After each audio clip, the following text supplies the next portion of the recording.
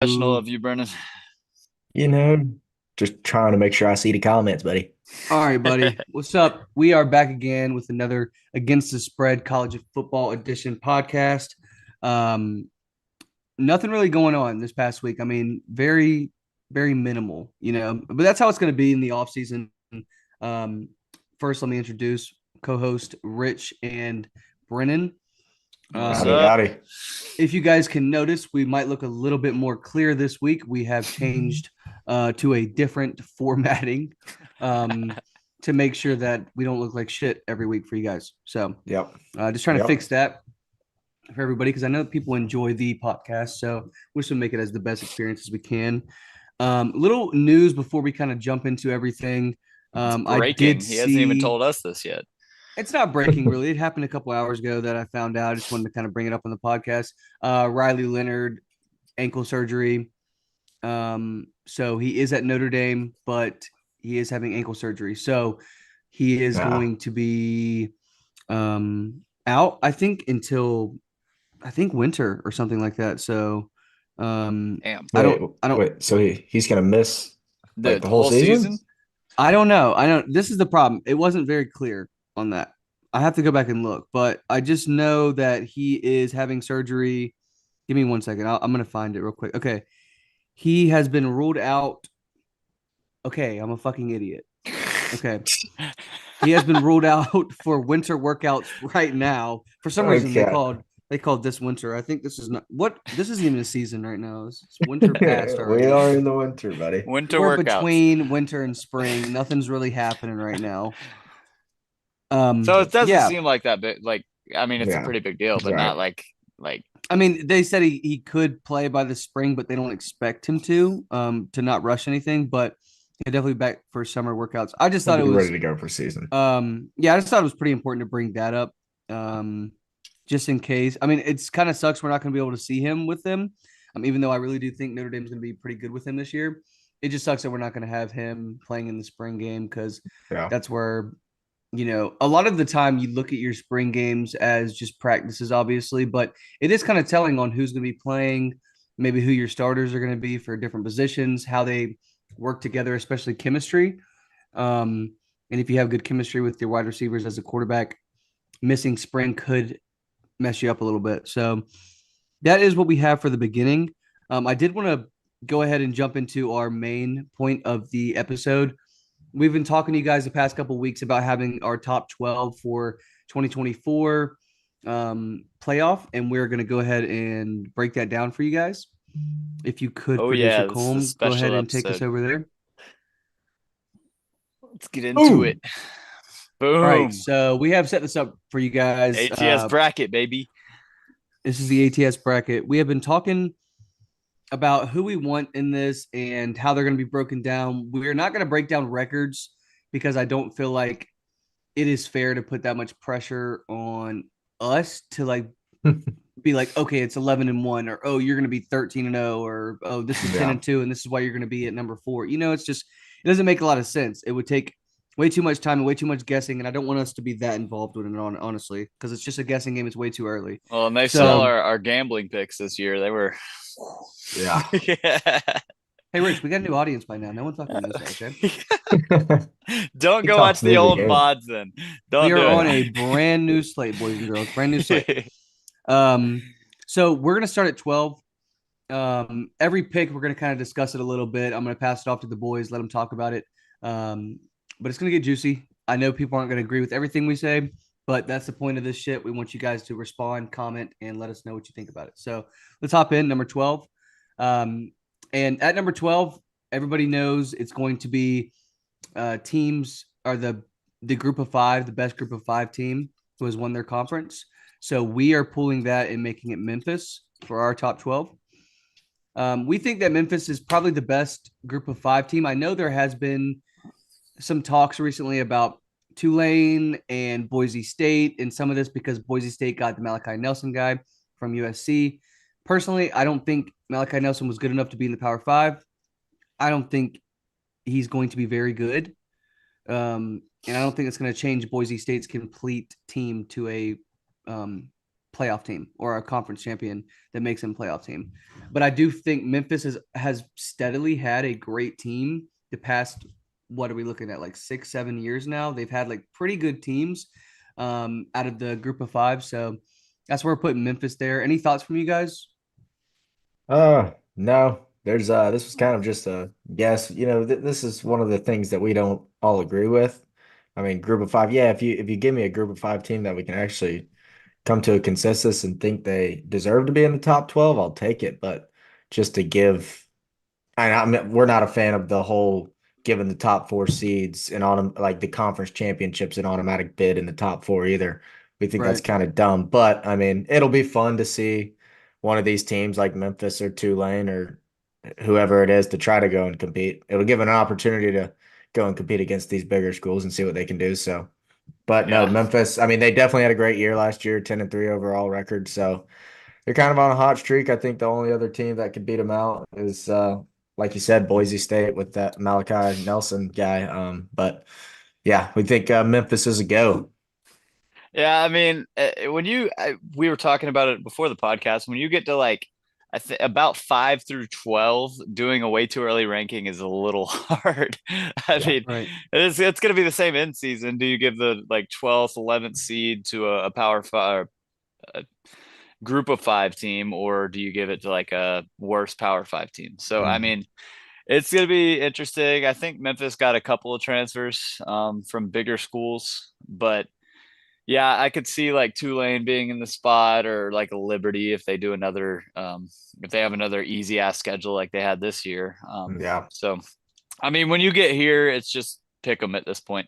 Yeah. So Yeah, Yeah. and that's the kind of thing that's the hardest thing about this is looking through. I think really, in all reality, I think we kind of have a good idea of what we're going to see through like five, maybe through 6 or 7.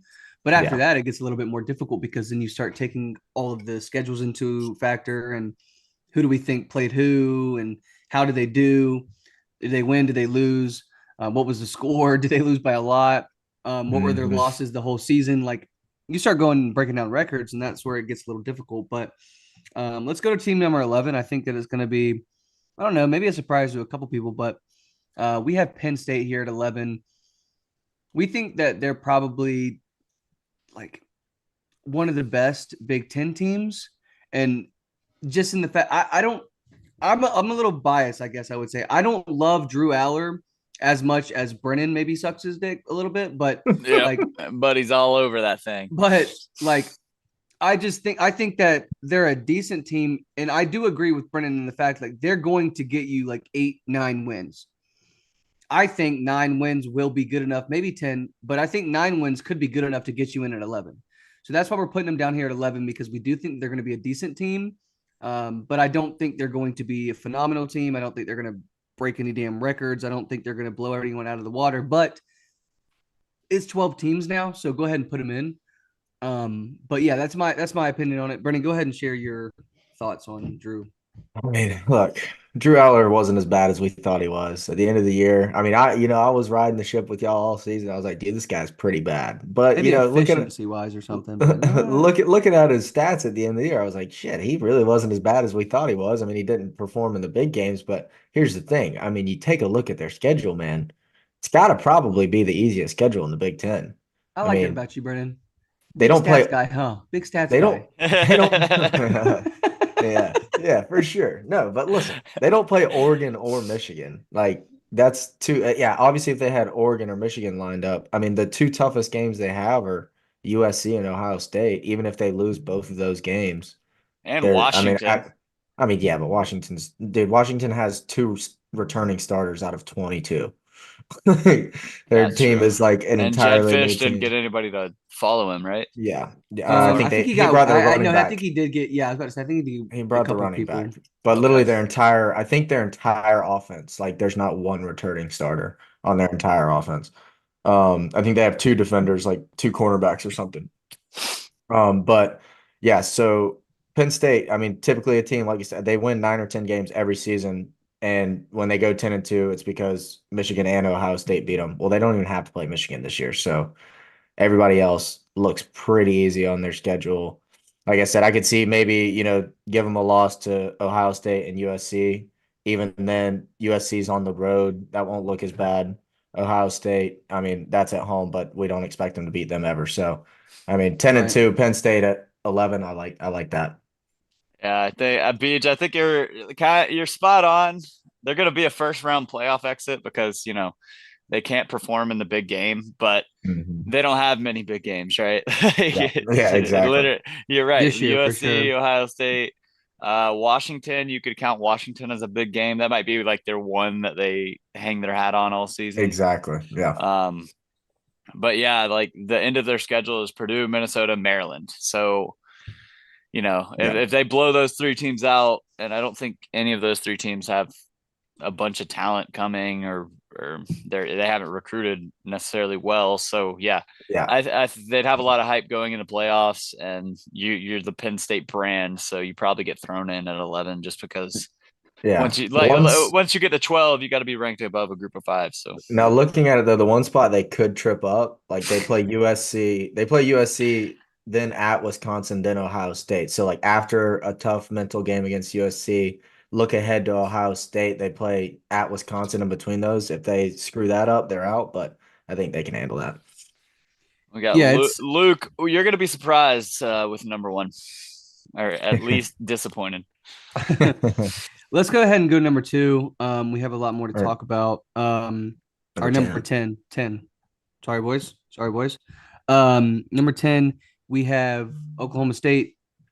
I think that putting them in there is a good decision on the fact that like they're not going to just. It's hard because we look at Big Ten and the SEC above a lot of these other conferences, and I think that's duly like it's okay because it should be that way because there are better teams in there. But the problem is, um, I don't think the committee is going to stack it like that, and I also think that they're going to be better teams, like record wise, than there is in some of the other conferences. So I think that's why we're putting OSU in here. I think they're going to be pretty decent, probably finish second in the Big 12, in my opinion. Maybe third, but I think second, hopefully, based on this prediction.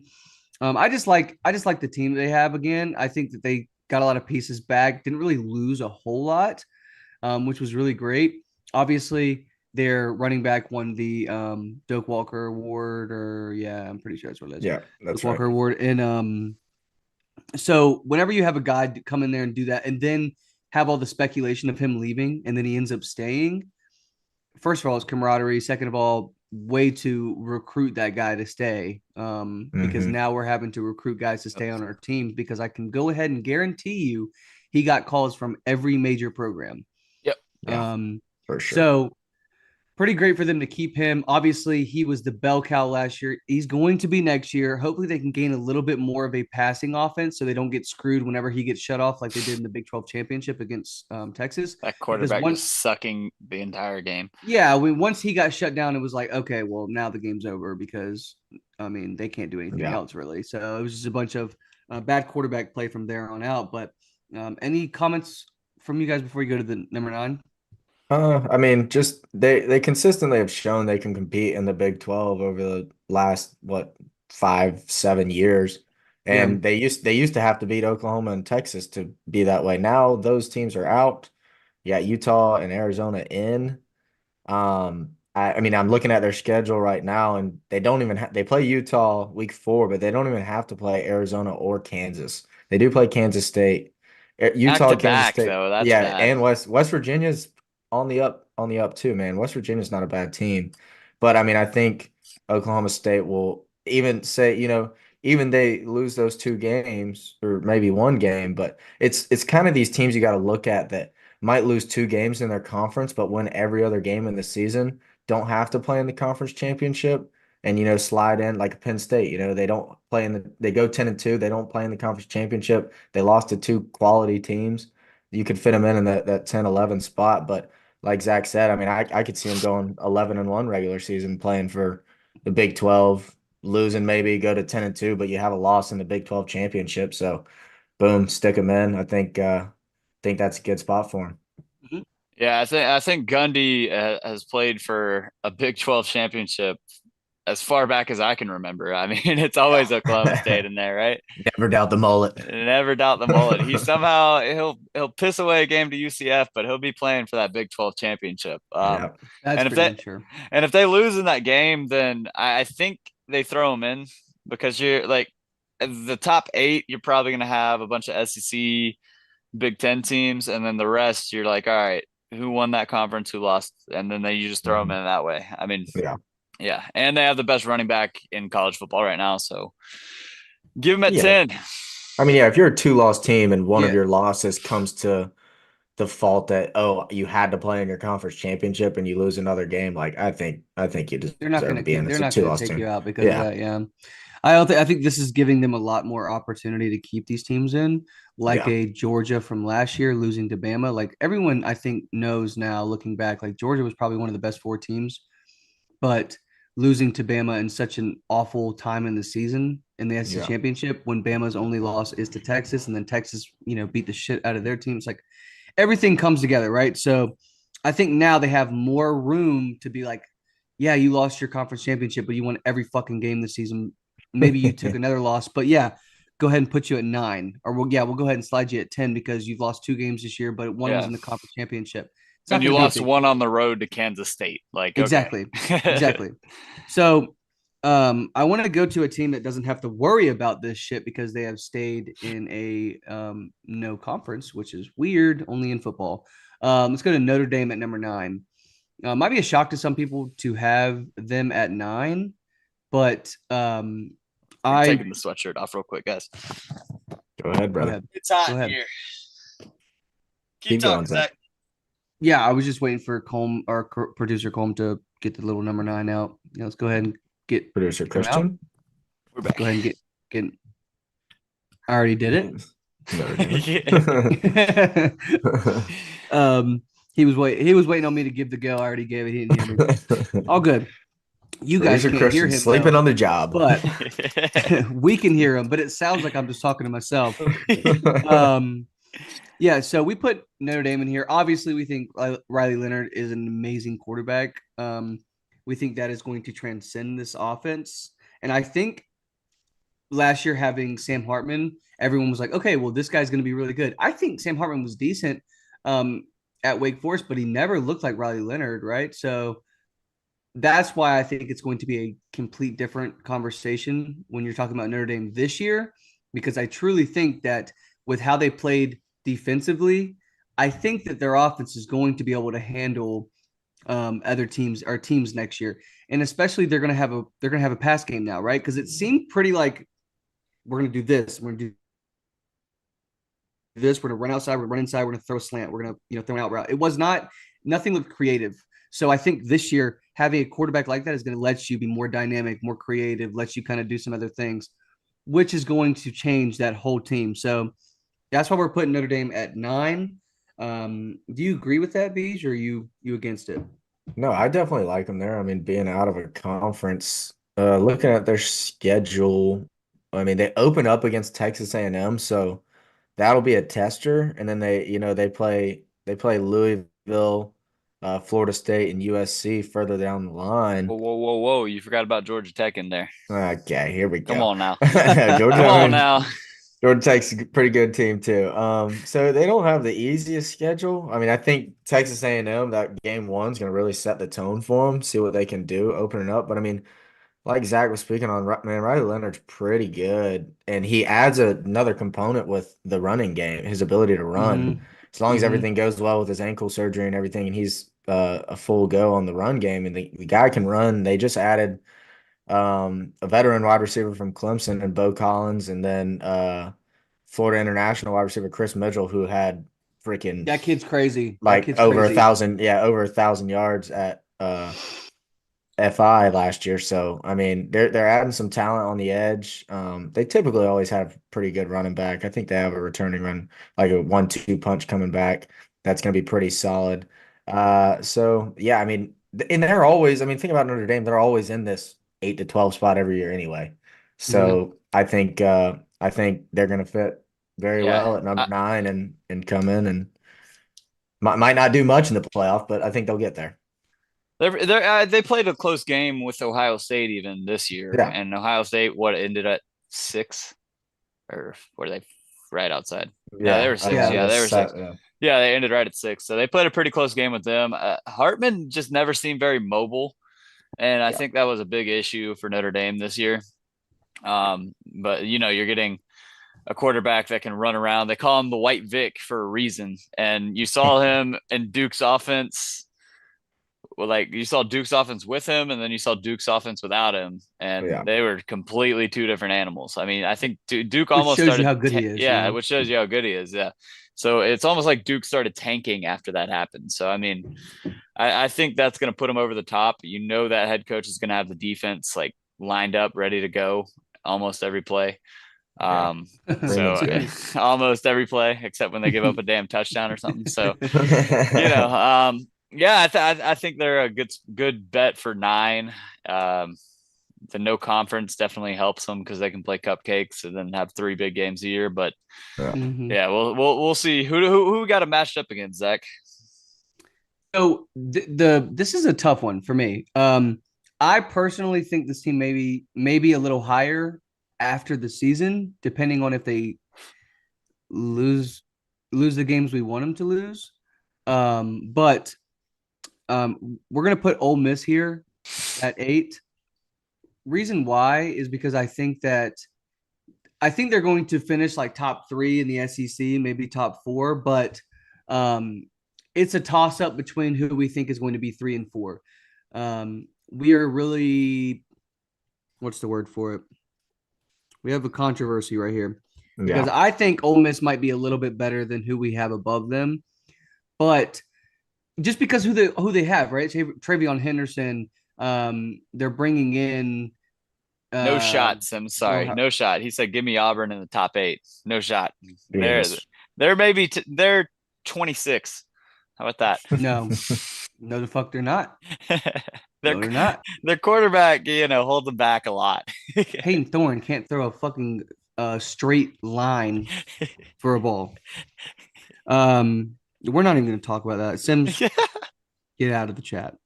Yeah. Um, but just all the pieces that Ole Miss has bringing back, or not Ole Miss. What the fuck? I'm such an idiot. We are on Ole almost. Miss. We are an Ole Yeah, Miss. but I said Travion Henderson like I was Yeah, talking you about did say Ohio State. Trey. I didn't Trey mean to say Harris. that. Yeah, and then also with who they brought in the portal is going to change this team. The problem was, hey, we can't beat you guys with our defense, so we are just going to try to outscore you. That might work for a majority of the teams that you're going to play. It is not going to work against a Georgia or Alabama or any of those teams because they know how to play the game. They know how their defense is disciplined, right? You're not going to beat them like that. They're going to stop you at least 2 or 3 times, right? And if your Mm-hmm. defense cannot stop them once, the game's over. They already beat you, right? So that's why you see Lane Kiffin going for it on 4th down all the time, doing these crazy things that he does because he doesn't trust his defense and he hasn't. Maybe with getting all of these people that he's getting, it can change his mind and make him believe in his defense a little bit more than what we've been seeing so far from him. You agree on that, Brennan? Oh my God. Yeah, they're gonna be scary to watch, dude. Insane transfer portal year. A lot of returners, a lot of additions on the defense. The confusing part is like how are they gonna fall if they miss out on the SEC championship, only have one loss, who lost in the SEC championship, blah blah blah, so forth, so on. But no, I mean, Ole Miss will definitely be in there, 1 or 2 losses, no matter what. Hey, Beach, go ahead and do number 7. All right, number 7, my Alabama Crimson Tide, fellers. Obviously, a lot has changed here. But we still got a lot of studs. We're still the University of Alabama. And you have a Um, cupcake ass schedule for the SEC. and we definitely don't have to play the hardest teams in the SEC. I mean, shit, we play Very true. We play Georgia, Missouri. Um, They who don't play else? the easiest teams, but the thing about it is like when you're talking about this Bama team, I think the big conversation is it's not about who they're playing against. It's okay, is Kalen DeBoer going to get the best out of this Yeah. talent that he has? Because he Yeah. has talent, right? So is he going to be able to get the best out of these guys like Nick Saban was? He pulls the best out of these guys. And if he can't pull it out of you, see you later, you're on the bench, right? So Hmm. I think we're going to see very quickly, and it could be one of those things where you see this team struggle like we saw Bama last year struggle in the first couple of games, trying to get their chemistry, trying to look better. And then you go and you see them in the late part of the season when they play a team like Georgia in the SEC championship, and they're hauling ass, right? They're doing very well. Problem is, you played Georgia very early in the season this year, Hey, but so we'll learn you're a not going to lot, have that. Yeah, you're just not going to have that opportunity to At go as least you have fast the as you can. measuring stick early. Yeah, we Exactly. got we'll You're learn gonna a see lot in where game you're gonna 4. see where you're Yeah. at. Yeah. Yeah, And I exactly. like that. And especially, so let's talk about this. We're gonna go to number 6. We don't have a whole lot of time left in this thing, so we're gonna kind of go a little quicker. But we're talking about Texas here at number 6. They also have to play Georgia coming up, and they're gonna have a lot of teams that they're playing that in the SEC, everyone's going to say, okay, now you're going to have your big boy pants on. Are you going to be able to beat them? Are you going to be able to play with these teams? I think that's kind of like a facade, right? Like, I think Texas has been able to play with these teams. The problem is Texas isn't very consistent. And I don't know if it's Hmm. a Sarkisian problem or if it's a Texas problem just as a whole with the players and how they are, right? Yeah. We're going to be able to really see this next year coming up how good these guys are and how consistent they're going to be. They Yeah. kind of lucked out Especially, on they lucked out on their SEC schedule. They don't have LSU or Tennessee on their or Alabama on their schedule. So Yeah, they, and the thing is, can you just come in and game out and beat SEC teams that yeah, all have yeah, maybe they not got the it same, easier of the but bunch. yeah, but they all have definitely good better. talent. It's easier. It's way harder than the Big 12 was for them. Yeah. So Hmm. you're not going Yeah. to be able to be up 17 on an SEC team, take your foot off the gas, and expect them And then not to win. beat you. Yeah. Yeah, Yeah. like they those like a lot of times this year, Brennan, you were like, oh my god, like top 5, like they're losing or they're like only winning by 3, and they were just up 17. Problem is they take Yeah. their foot off the gas, right? So you can't Yeah. do that in the SEC and expect to win. Kirby Smart, I feel like, did that in the first couple of years he was coaching at Georgia Hmm. in big games, and it lost us a couple games we could have won. Yeah. So yeah, you can't do that. Let's go to number 5. We got Oregon. Dude, I think that they're going to be an extremely good team next year. Dan Lanning has completely transformed the culture there for Mario Cristobal. Like, look at Mario Cristobal's team now. Look at Oregon and look what he did for Oregon in just the short amount of time he's been there. He is a he's just you guys have seen him on ESPN, right? The way he talks and the way he Yeah. has his Hmm. pregame speeches and shit. That's the kind of coach you want to play for, and it's the kind of coach that's going to get these guys up to come play for them every week in and out. Yeah. So And they got a that's pretty easy schedule.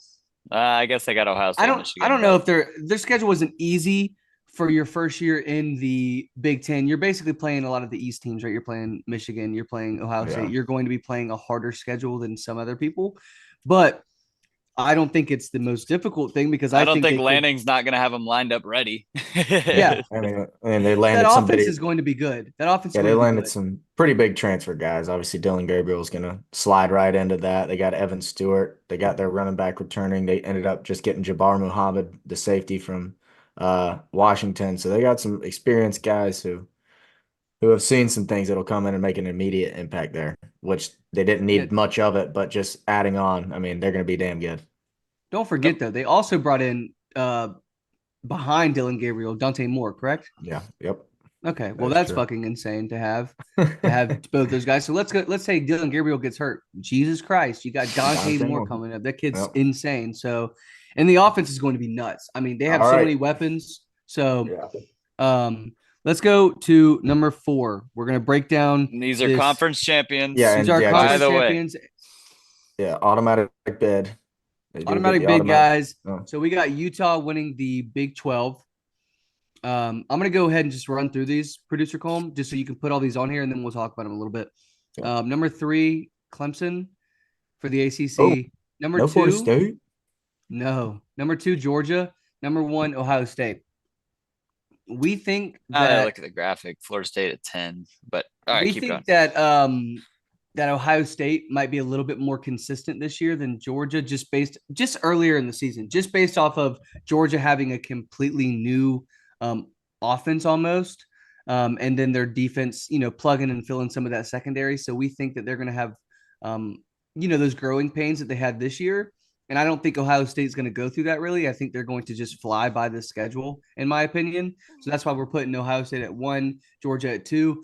I don't think Georgia loses a game. I just think that the reason why they're at number 2 is because Ohio State It's gonna flawlessly be goes through good. their schedule. I mean, I don't know. I Yeah. mean, I just think Georgia's schedule is way harder than Ohio State, so it wouldn't be Yeah, of course. surprising to see them maybe drop one. I mean, they're on the road against Texas, Alabama, and Ole Miss all in the same season. Like you're talking about three teams that we have in this top 12. Georgia has to Mhm. play on the road. So, Yeah, when I that's mean, and that's the thing is I then okay, so let's say they do drop one of those or maybe even two, but then yeah, they go ahead and they win their conference championship yeah. still. They're still in here. Now, how are they ranking these guys on that, right? So let's say all these guys won their conference championship, but Georgia has 2 losses, Clemson has 1, Utah has 0. It'll Do just you go think by. it would go like Ohio State, Utah, Clemson, Georgia, or do you think it would go by who they think is the best in out of the conference It'll winners? it'll go by what they typically rank teams by in the Okay. uh for it'll if they still think I don't Yeah, know. Well, we but know the committee's terrible at that, honestly, so does it who matter knows? too much to be 4 here because you have a potential of playing the No, 12? I'm being so honest. I would rather be 4. Yeah, Yeah. right. Like, I mean, But maybe I'd rather be 4 or 1 probably yeah. because I would rather play. 1 though, you could get a snubbed SC or a SEC team that just like had a tough year, and then you're I playing think another. you're gonna see snubs like 6 and 7. Those are gonna be your real snubs, Yeah, right? So Mhm. Alabama and Texas, that's the ones where you're like, oh shit, that kind of sucks, because Yeah. Clemson or Georgia, we're gonna have to play either of those teams now. If Oklahoma State pulls it out against Bama, that'd be sick. We get to play them. Go ahead and get into the semis. But that's not like promise or anything. So, how much time we got left? Not a lot. Um, yeah, but so we got Clemson here at number 3, just because we think that their schedule is going to be. Um, I don't think it's about their schedule this year. I think it's more about. I don't think a lot of they're the good. ACC teams are going to be very good this year. Yeah. Yeah. So I think that Clemson is going to be very good. I'm going to go ahead and wrap it up. We don't have a lot of time left, but thanks everybody for watching. This is our top 12. Go ahead and comment and tell us what you think, if you would have picked something different or if you like what we go ahead and put. But yeah, we're signing out. Beige, Rich, and Zach. See you guys. Follow See us you on the guys. socials, people. Give us comments what you think about the top 12. Thank y'all.